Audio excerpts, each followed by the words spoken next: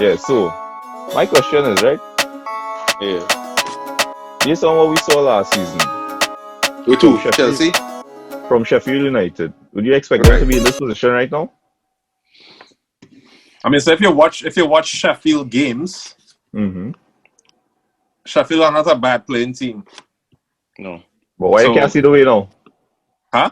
Why they just can't see the way right now? Results. Ultimately, I see it as no. It's like genuinely, they are the perfect microcosm of why they say if you don't invest, you stagnate, and the league Mm-hmm. moves forward and you get left behind. Mm-hmm. Basically, they thought so that first season that they come up, teams didn't really realize how good they were. I think teams were overwhelmed by how good they were. And they had a bit of luck with an FPL. Everybody was talking about Lord Lundstram. So they had the luck of this guy from who was supposed to be like a wing back doing these driving runs into the box, scoring real goals out of nowhere. Lundstram. All right. Yep. All these stats nerds will tell you it's how people that overperform their expected goals and stuff like that. Okay, so they had one season of overperforming their expected goals. Yeah. Now they revert to the mean, and what you're seeing is, no, these are championship quality players that have a good system, that have good mentality, but they're just not good enough. So men will miss chances that, dog, you can't miss that. And the Premier League, you cannot miss that chance, and they miss it, right?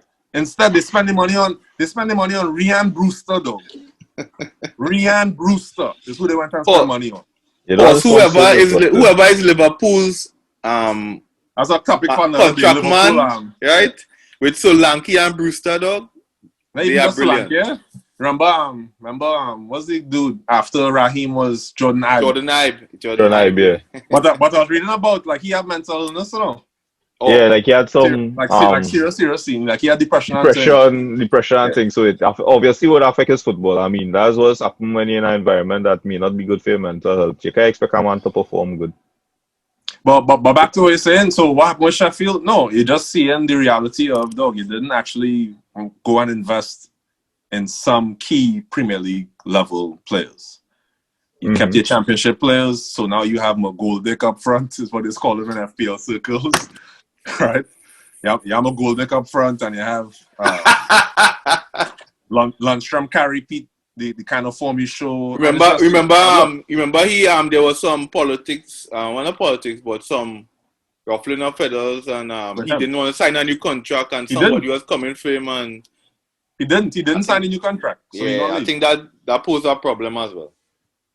So I think a lot of times, and so this is why I ask you. That's why I try to get you guys to do some introspection here. So in your job, I think, wouldn't it be ridiculous? So a manager starting your job today, and then by the end of the year, all the credit go into this manager completely revolutionized.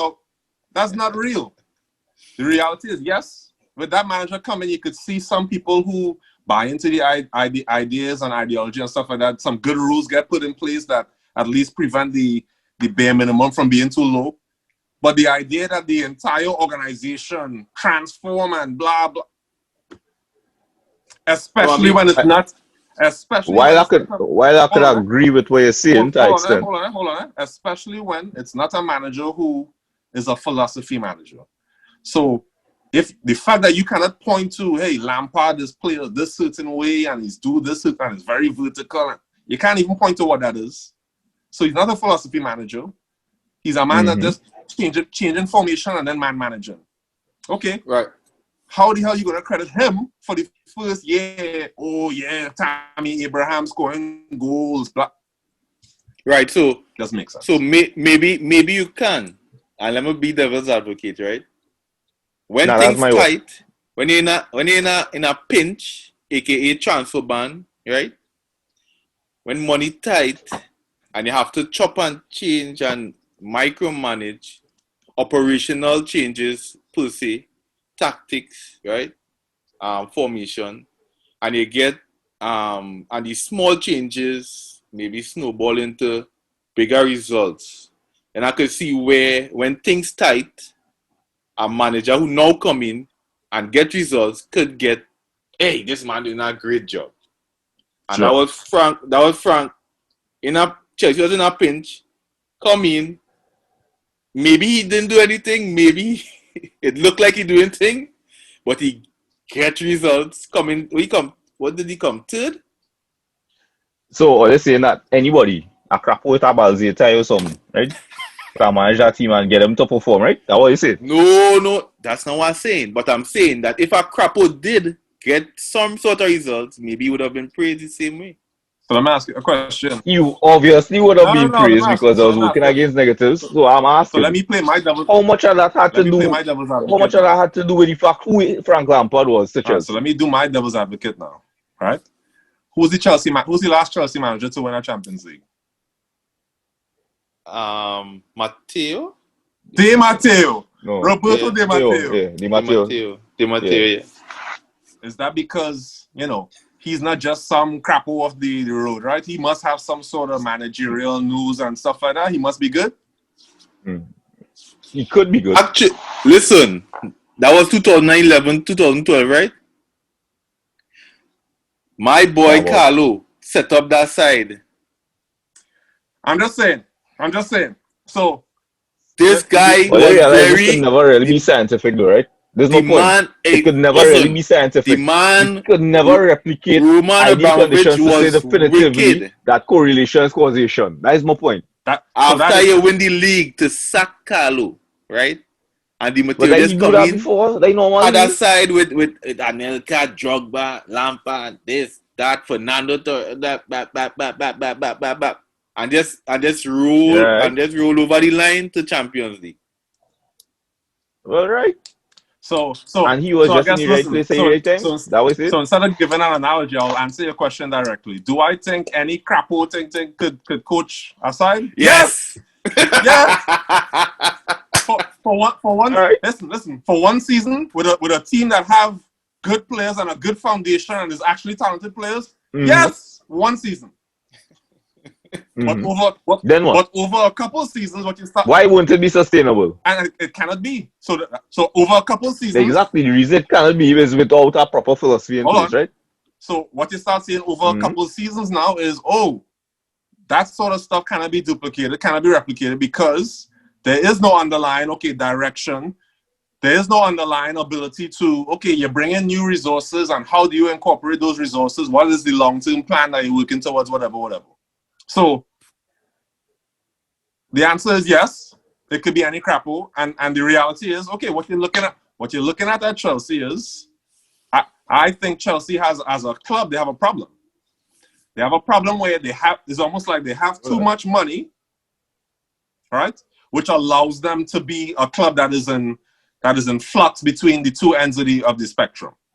So they could continue to play this game of, I'm going to pay the severance, and then I'm going to buy better players, and then I'll hire a manager who is good, and he will get a good little bounce for a little time, but then I'm going to say, I don't really like his philosophy, recycle. Well, then if any crapo could do it, let Roman do it. At some point, so might as well. So if you look, might as well. If you look at their appointments over time, it kind of shows you that yes, they are of the belief. Look, our recruitment is so good. I could hire any manager. And they could do. Avram Grant had the job though. Avram Grant. And I think to this day he had the highest win percentage. The best record too. Yeah, he had the best record too. In his defense, it's just like he's taking over. Listen, I'm not saying Chelsea. But I'm not saying Chelsea could hire me, but I'm saying to you, Chelsea could hire Dennis Lawrence. They could hire Dennis Lawrence. No, I mean, they're not gonna get 20. Like Dennis Lawrence is not like the difference you're gonna see between a Dennis Lawrence and an Avram Grant and a Roberto Di Matteo. We'll see. Is it really that different? Hey, that man scored the goal for the World Cup, but yeah, I do appreciate the disrespect, but I mean, in terms of coaching, yeah, he didn't get. I had high hopes for him with Trinidad team. I had high hopes for him, and he didn't get any results. I think I touched on it. It's not necessarily that. So all shit talk aside, right? So I talked about it a little bit before, where I say, okay, so in the 2000s, the late 2000s, football changed because of Pep.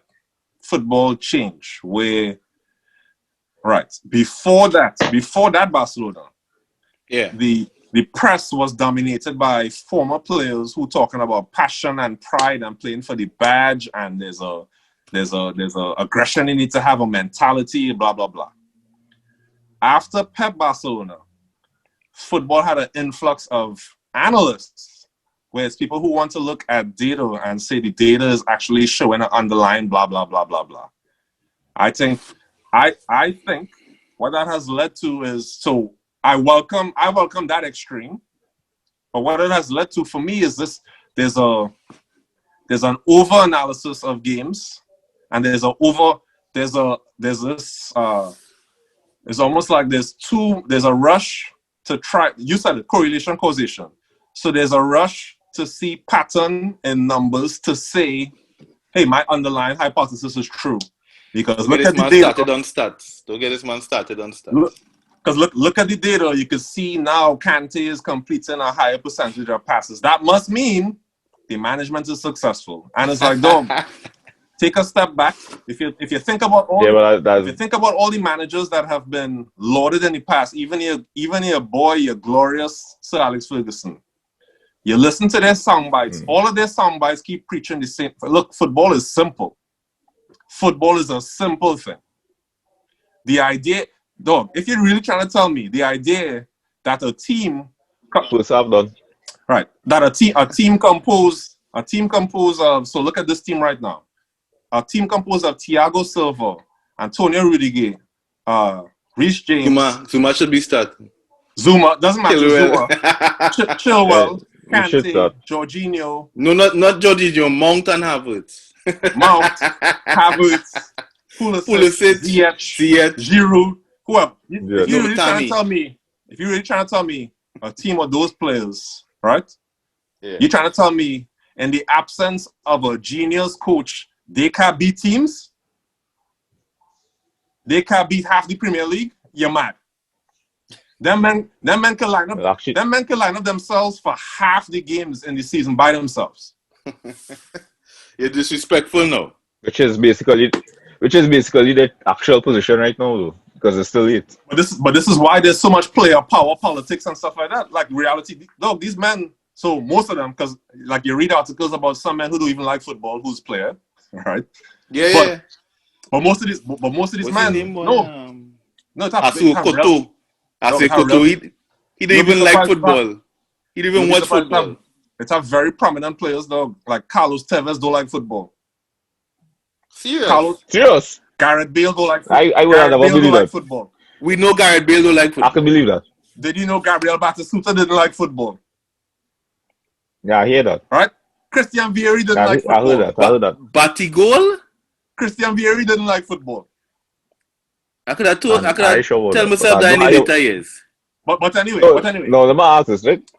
Right. Is it didn't like or they grew to dislike? No, they say, look, if it was up to me, look, if I have two men, I think it's Tevez and Bale had the exact same quote almost, where they're like, dog, if on a weekend Real Madrid playing Barca on TV and there's golf, I watching golf.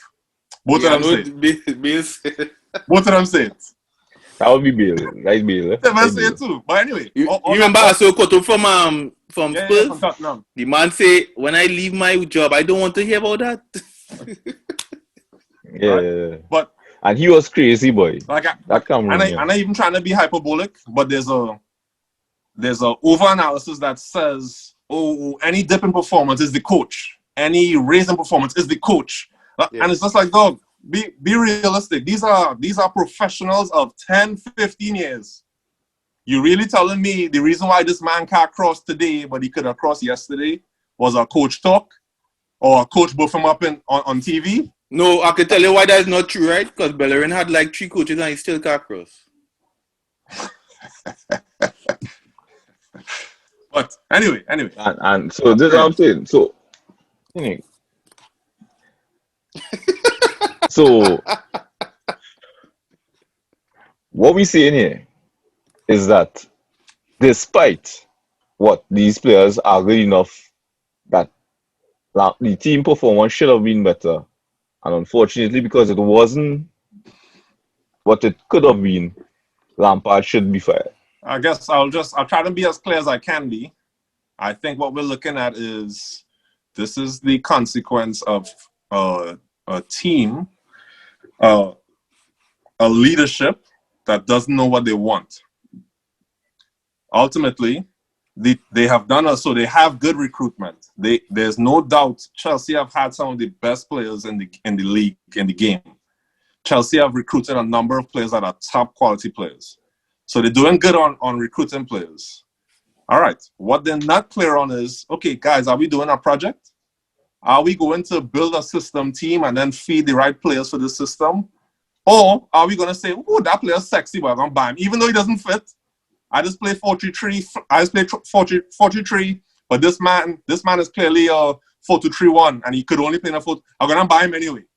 Yep. That's the kind of stuff Chelsea is doing, and it's just like, okay, at some point, and this is what the data shows basically. Yeah, what it means is they're going to have to fire the manager. They're going to have to fire the manager and hire a next manager that's going to be able to get results out of this weird cluster of players. This weird cluster of players who I'm a formation player, but you're asking me to play a different formation, but that's all right. I'm still good, so we can still get results. Yeah. So it's just, ultimately, I think you're looking at this. I think we ought to do. In any sport, they need somebody to blame us, right? We never fire players. I don't know if it's because how contracts are set up. We never fire players. What just happened to this dude, boy? That there's always an exception. That's not the rule, right? So we never fire players. The easiest to go in terms of getting contract, managers. I think that's easier. Because if you have 22 players and the severance you might have to pay them for 22 players would be much more than, I'm guessing, for one manager. In any sport, that's always the fall guy. That's all. After the Jordans and the LeBrons and the Messis, Cristianos, the people who get blamed are, well, maybe firstly the coaches and then the star player, or vice versa. And the star player, you can't get rid of them because you say like player power, the coach had to go. So let me swing into your team now, Zwadi. So let me talk Manchester United. Yeah. Man, United. I'm here for that, yeah. Based on some of the things we're talking about here, let me talk Manchester United now. I hope you're not timid enough. Sure. Let's come with some. But I want to start with a question here. I'm gonna start hypothetical. Yeah, sure. So, do you think Sir Alex Ferguson today could manage and have the same dominance that he had when he was actually in football? I'll tell you why I think not, but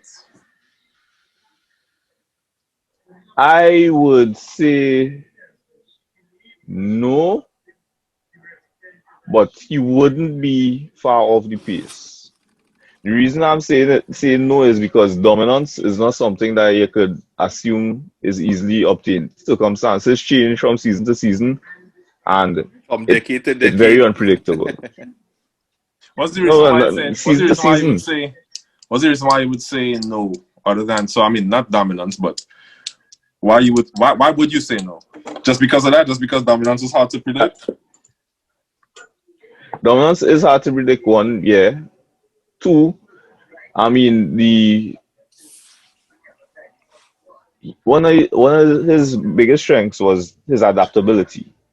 No question about it, right? But his philosophy of constantly needed to keep the side being refreshed and keep changing out, man. I think there's only so much you could do before you experience a degree of burnout, right? And then two, often thoughts are made with millennials and blah, blah, blah. I don't know, but him being the legend that he is, I think he would have had a little more latitude to be himself. I could agree with that. Right? So let me get him a point before Andre go on his rant, right? So I believe Alex is the best manager of all time. I agree with that. There's no two ways about that. So to me, while he got the early parts of the Mourinho, get punched in the mouth and was still able to scramble and say, now I could do something and still win, right? Mm-hmm. He won the Champions League again in 07-08, so he was able to adapt to the European game even while new types of managers were coming in. He did not dominate in Europe, but he was dominant in England still. So he was able consistent. There's a difference between dominance and consistency. The consistency Can I just ask a would have question been on this guaranteed. point? So before we lose the train of thought, let me ask this question. I'll use an analogy to ask the question. Yeah. So one of the criticisms of Pep has been he has not won the Champions League enough, right? He only won it with Barcelona, I believe. Mm-hmm. He didn't win it with Bayern, right? No. I think he only won it with Barcelona. And the idea was, the criticism was, yes, he's created this dominant football and all this stuff, but he was only able to get the success that he got because he had Messi. Like, he had this world star team, right? This all star, not world star. this all star team, right? Okay. Mm-hmm. What about the reality that what Sir Alex Ferguson had? Yeah. Like we were talking about it in the last podcast. We didn't talk about it, but we were mentioning the players. Think about the squad that Sir Alex Ferguson had in the Premier League in the 2000s. As a matter of fact, even back to when he was dominating, what's Alex Ferguson? I guess I'm not trying to diminish. Yes, but before we credit how much adaptability and all this stuff, listen, he won 2007, 2008 with Cristiano Ronaldo and Rooney. And Tevez was in that team, or was it Berbatov? I can't remember. Oh, fine. Right? Tevez and the greatest of all time, Paul Scholes, the greatest of all time, He was able to win, yes, but I think there's a romanticism with everybody's always think about Nicky Butt on the team or something. And it's like, dog, it wasn't a team of Nicky Butts. It wasn't all Nicky Butt. Right? What he was able to do, credit to him, he was able to build a team with some bona fide, very good players. He made a team that got results, but they weren't crap players. So the idea that he was able to adapt, I think is a bit. When I think adapting, I think about Allegri as a manager, where you could see you could see very clearly tactical changes being made to accommodate different strengths on different teams, moving Mandzukic to left wing, madness. But tactically, it's okay. I'm trying to utilize switching, and he tall and he could do it back, whatever. One of was Allegri there? When was it Cristiano's first season in Juve? They played a game against Atletico. Juve played a game against Atletico, and they were down like 2-0 or something. I don't think so. Whoever managed that game was one of the best tactical games ever. The man was playing like a 2-3-5 for us, and they ended up beating Atletico 3-0 at home or something. That was one of the best tactical games ever. I don't think so, but I have to look at it. Anyway, I just asked that question. I asked the question because, I heard it mentioned that he was so adaptable and stuff. Fair enough. But I was just putting the question out there about, well, hold on, are we forgetting, that adaptation took place with who was, I don't know, did he win World Player of the Year that year? Maybe. Come second? I remember. Probably. All right. Between him and Messi. All right, but keep going. Right. So as I said, his adaptability is something that gives me the belief that he could do it, right? I'm pulling up his record there because consistently, especially in Europe, his record in Europe was reasonably commendable. I'm not get the exact figures. But here's why I believe he's one of the best, right? He is the best. Well, yeah, he's the best to me, right? He is the best. All right. I don't want to say too much because, all right. Anyway, I find so are they getting to anyway.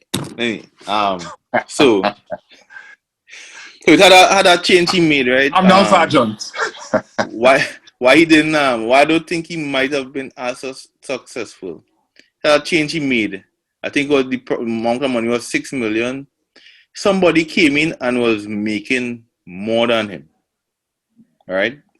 And then he spoke to, I forget the guy's name. Who's all the top guy who does do all the contracts?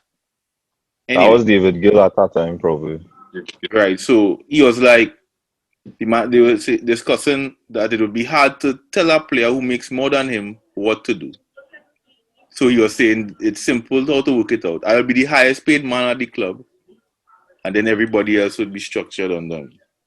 So that way, even in a sense of money, you'll be like, but I make more than you, boy. You can't tell me nothing.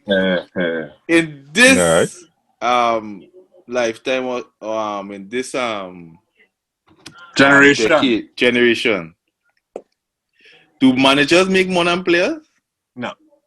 Right, exactly. No. I mean, some players. Right. Well, we're talking about the highly paid players. Yeah. So is that Alex trying to tell Pogba, you need to run more, and Pogba like, but I just make 17 million a year. What you tell me? And the reason for me asking the question was really about this. So if I listen to, and again, I didn't follow Manchester United as religiously as maybe Zwade, but if I listen to what Sir Alex Ferguson has spoken about from a ideological perspective of leadership, managing, whatever, he talked about the moment a player think he bigger than the club, he gone. Right out. Mm-hmm. Right? He talked about this. Look, he talked about the manager's the one setting the tone and the pace. Like you have to follow what he's saying, etc. Right? Yep. All right. Think about all the dramas of I will say is the late 2000s. Oh, sorry. And then one more thing, Alex Ferguson talk about that he didn't like was the influence of agents. Yeah. Agents, yeah. Okay. If I think about all the dramas in football since 2006, since World Cup 2006 until now, whatever, right? So much of it is, for me, is player power, player positioning, and what's being covered in the press as player dissatisfaction, player unhappiness, the behavior of this manager behind the scenes and losing the dressing room, this and that, and blah, blah, blah. And I think about the way that Rio, Gary Neville, all these former players, just talk about this hairdryer treatment and you knew when you was in for something, blah, blah, blah, blah, blah. How feasible is it? How close to reality is it that players today will accept that? No, I don't. Right. I think it'll be hard. I think it'll be hard for them to accept the hairdryer treatment. All right, so I could talk about this, right? Expound. And I'm going to expound on it. Speaking as a person who had made a transition from one style of life to the other in terms of experiences, right? One consistent thing that kept on being preached to us is that the civilian mindset, going and work in this environment, right? It's kind of analogous in the sense that, what's going on? This is the order, you deal with it. It has no redress, and it has instances where people can't deal with the culture, and that is probably why they never join or they don't last long, right? Strangely enough, in the military, it has started in the States, they have taken a different approach, a nuanced approach. Some old soldiers might complain about how the effect it might have, but they're taking a more nuanced approach to how they deal with recruits and all that, right? Because it's not like something you have dealt with before, right? Now, I've said before, in many instances, many organizations, in many clubs, it should be like our fans. It only has room for one arsehole, right? What Fergie used to do and used to ensure is that he was the arsehole, right? Anytime you decide, well, you want to move up to center muscle, nah, out, right? The only man who didn't get that. And it had two ways you could leave. You could either make you leave ruthlessly. Yeah. You had to start to pay the people the money, You would cut you out ruthlessly. Or if you realize, boy, this man really can't make the grade, he would call and get a club for a man to go to. Right? Now, at the end of the day, he, as we mentioned before, being the manager, is ultimately responsible for what happens on the field. I have a manager, he declined a managerial role with us maybe about 4 times because he would be held accountable for something that he had no control over. Right? And he only took it when given that autonomy to do what it had no, hey, you can't do, because it makes no sense holding me accountable for something that I cannot control. Fair enough? That's management 101 though, but go ahead. Right, fair enough, right. So, to relate to a question with Fergie dealing with it, the millennials and all that, one or two things will happen. One, the mindset will have to change by the player, the millennial, the whoever, or Fergie will have to retire. Because what would have gone? No, serious. And I mean, people have mentioned the suspicion because when he convinced Van Persie to join, he told Van Persie, "Hey, brother, I have 2 more years in there, right? I'm planning to stay for at least 2 more years. We win in league at least once, and we're gonna make our swing at Champions League at least one of those times, right? And that's what made Van Persie join. They say he had to do a hip replacement surgery and all kind of thing, and his wife's sister died, so he had to support. No, it was a combination of factors because his wife didn't want him to. No, Fergie's wife's sister died. Lady Ferguson, right? No, she didn't want him to retire because she said he would have just be home game. She's stressed and all them kind of madness, right? So it could be anything. And that's why people are rumoring that, you say, but you see this shit. But I take it here, which is all well and good. Because one of the problems that we have in a lot of things is that we want to say absolutes of the greatest when it's not necessarily the greatest, but the greatest for that era, right? And given the changes, not that doubting his adaptability and his ability to probably adapt to suit, but he wouldn't have found it easy. That's my personal thought. Definitely. If you look at his record though, consistently, again out in the group stages in Champions League, making at least the last 8, right? Yeah. And in many instances, either losing to the eventual finalists, if not winners, right? So it was a commendable record. I mean, Europe is a funny. You could have all the ducks line up like Pep, and just it not go your way. It could happen. League performance though is something that you can't really fake. Consistency in a league, week in, week out, is what you can't fake. Let's be real. You can't fake. Over years, you can't fake it over years. Yeah, you can't fake it. You can have a good year though. Yeah, alright. Yeah, but I'm not faking it. I'm not league consistency. That is 38 games. Right? You could have a good year. You could have a good year, but 38 games. That's not consistency. Okay. In the context of how long a career could be. Okay, I understand. Right. And I mean, men scoff at it. There's our next way statistics could be thing, but it had instances where Fergie could have been on a total streak. If it was like, imagine a 10-year league, like you're just playing games and you sum up the points within a certain timing, you would be on top, if not on top, near the top. Sure. And you can't fight that. You can't fight sure. that. It has no way.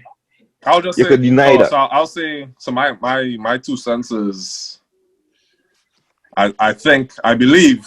So in my short time on this earth, I've been able to witness how romantic. So like people get very, very, very, very romantic as soon as something is in the past. Nostalgic, right? Yeah, so there's a lot of nostalgia that comes into. So all of a sudden now, people want to convince me that Fergie was like a master tactician and his subtlety, and Look. Oh, wait. Look.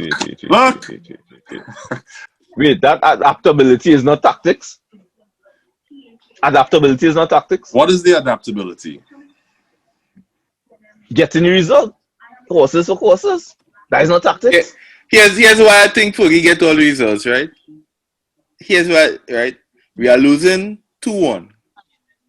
I will throw on every striker I have and overload Listen to me. until you score 2 goals.